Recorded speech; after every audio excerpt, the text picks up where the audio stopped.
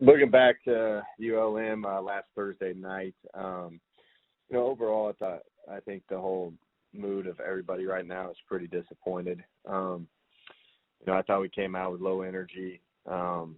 Didn't have the emotion that we normally play with, and you look at all the mistakes that occurred throughout the course of the game.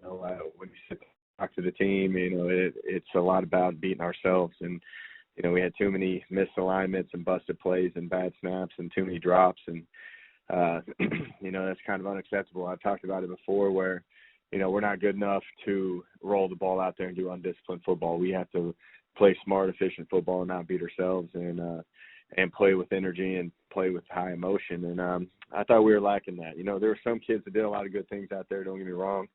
But, overall I thought we came out pretty low with energy, and that starts with me. And I got to get these guys back into the groove of things, getting them back playing with the effort and the passion that we played with the previous games. And you look at them, you meet with the kids Sunday, and you look them in the eye, and they're all locked in, and they understand that we still got a lot of work to go, and that was a winnable game. You're down 3 with 6 minutes to go, and we just did a lot of things that hurt ourselves. I think the defense and the special teams are playing at a high level right now.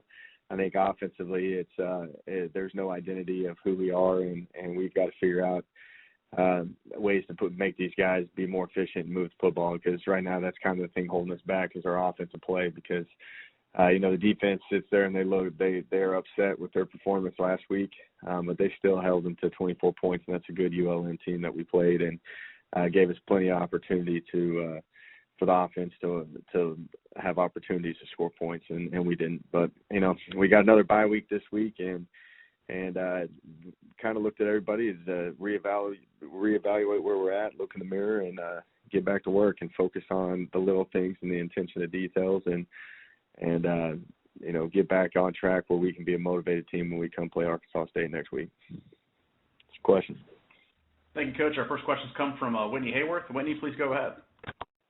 Good morning, Coach. You really hit the nail on the head in your opening statement. So knowing that it is a bye week and how disappointed your team was after the game on Thursday, how do you balance all of that and get their heads held high and move forward and not let them hang their heads too low, but also, do exactly what a bye week needs, improve the little things, but also take some time to yourself.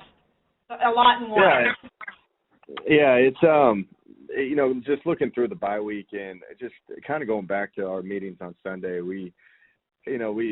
like I said, we kind of had just grown man conversations, about, hey, this is a bad play call, but you got to correct me, or, hey, we got you in the right spot, you got to make the play. And I thought it was pretty open dialogue where, it's not just about, the players making mistakes. It's also about the coaches and everybody in the entire organization making sure that we're on the same page and we're getting better and we have an understanding. So there was a lot of great dialogue between everybody, and we kind of hashed it out, and we kind of see where we stand. It's never fun going into a bye week after a loss, but it's been good for us to sit back and kind of reevaluate where we're at and try to find ways to put us in better situations. You look at got a lot of injuries right now, which is good for us to get these guys back healthy. Nothing crazy, but enough for us to get these guys back running full speed and still continue to develop. So